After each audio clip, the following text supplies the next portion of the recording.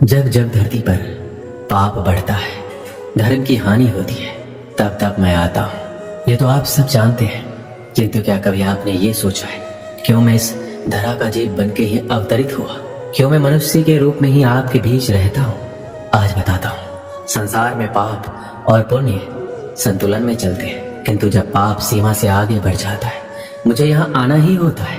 कारण ये है कि आप मुझे भुला देते हैं। चौंकिए मत, मैं आप में ही बसता हूँ। बस आप स्वयं के भीतर बसे परमात्मा को भूलने लगते हैं, इसलिए मुझे आना पड़ता है। आपको ये बताने की सारी शक्ति आप में ही समाहित है, पर आप क्या करते हैं?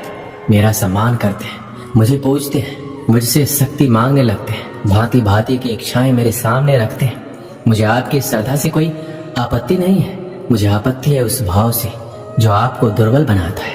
परमात्मा में श्रद्धा रखिए, किंतु स्वयं की आत्मा पर भी विश्वास रखिए, क्योंकि इस संसार में ऐसा कुछ भी नहीं है जो आप नहीं कर सकते। हर नर में नारायण बसते हैं, हर नारी में लक्ष्मी। तो पहचानिए अपने भीतर के नारायण को और बदल दीजिए समय के इस चक्र को। मुझे प्रसन्नता होगी, मेरे अवतार लेने का वास्तविक प्रयोजन आपको समझ आया तो शंका त्याग कर शंकर बन जाइए, अन्यथा कंकड़ के समान रहना होगा। एक बार सच्चे दिल से बोलिए राधे राधे। श्री कृष्ण कहते हैं, कभी आपने सोचा है इस संसार में हम सबसे अधिक किससे जुड़े हैं? अब कोई कहेगा माता पिता, कोई कहेगा मित्र, कोई कहेगा पत्नी, तो कोई कहेगा संतान। नहीं, यदि इस संसार में हम किसी से जुड़े हैं तो वो है समय। समय ही हमारा भूत है, समय ही हमारा वर्तमान है और समय ही हमारा भविष्य है। और हम क्या करते हैं? सबसे अधिक जुड़े समय को, सबसे बहुमूल्य संपत्ति को हम नष्ट कर देते हैं। कोई भविष्य के ऊंचे सपनों को बुनता है, कोई बीते कल को कोसता है, किंतु तनिक सोचिए, बीता कल आपके सोच विचार करने से बदलने नहीं वाला, और भविष्य के विषय में सोच विचार करके यदि आप अपना वर्तमान नष्ट कर देते तो आपका भविष्य भी बीते कल की ही भांति होगा। इसलिए आज के विषय में सोचिए, उसे उत्तम बनाइए। आपका भूतकाल और आपका भविष्य अपने आप उत्तम हो जाएगा। श्री कृष्ण कहते हैं, मनुष्य का स्वभाव है कमाना, संग्रह करना, फिर चाहे वो धन हो, नाते हो, संबंध हो या प्रसन्नता। परंतु क्या आपने कभी सोचा है नियति ने ये संग्रह करने की प्रकृति मनुष्य में क्यों डाली? एक बीज से पौधा पनपता है, उसके भोजन से फल संग्रहित होता है। क्यों? इसलिए ताकि वृक्ष उसे स्वयं खा सके? नहीं, बल्कि इसलिए ताकि वो भूखे जीवों में बांट सके। अब आप पूछेंगे इसमें वृक्ष का क्या लाभ? लाभ है, क्योंकि जो बांटता है वो मिटता नहीं। जो फल ये जीव खाते हैं वो उसके बीजों को वातावरण में बिखेर देते हैं, जिससे जन्म लेते हैं नए वृक्ष।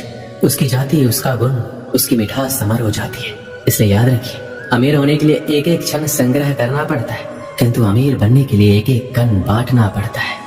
श्री कृष्ण कहते हैं, संसार में सबसे बड़ी शक्ति क्या है?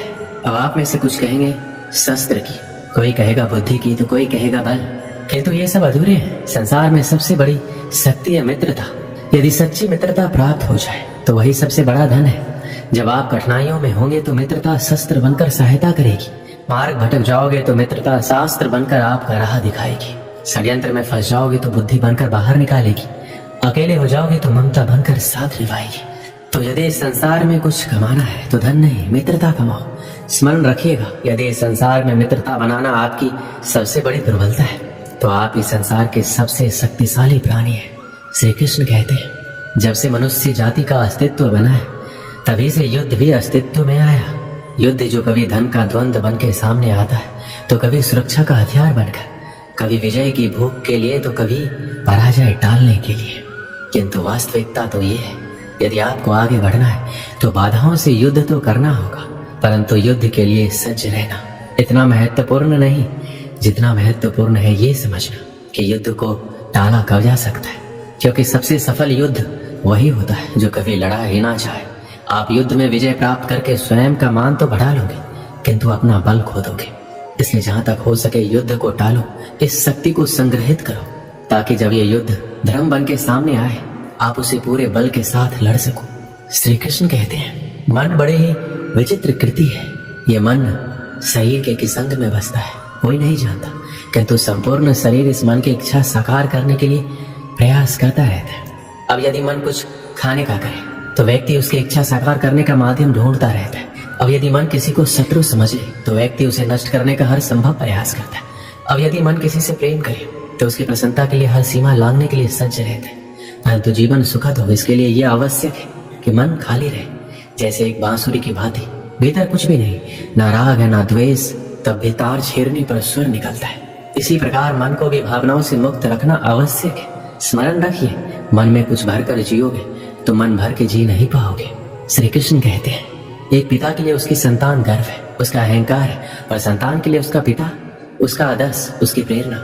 बिना कहे पिता संतान की हर इच्छा समझ जाता है और उसे पूरा करने की चेष्टा करता है। दूसरी ओर संतान सदैव प्रयास करता है कि अपने माता पिता को गर्वित करता है, किंतु यह बंधन है एक स्थान पे आके टूट जाता है, तब जब संतान स्वयं की इच्छा से अपना जीवन साथी चुनना चाहे।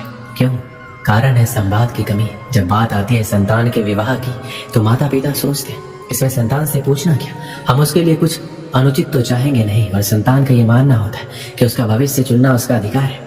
दोनों आपस में दुखी रहते हैं, किंतु बात कोई नहीं करता।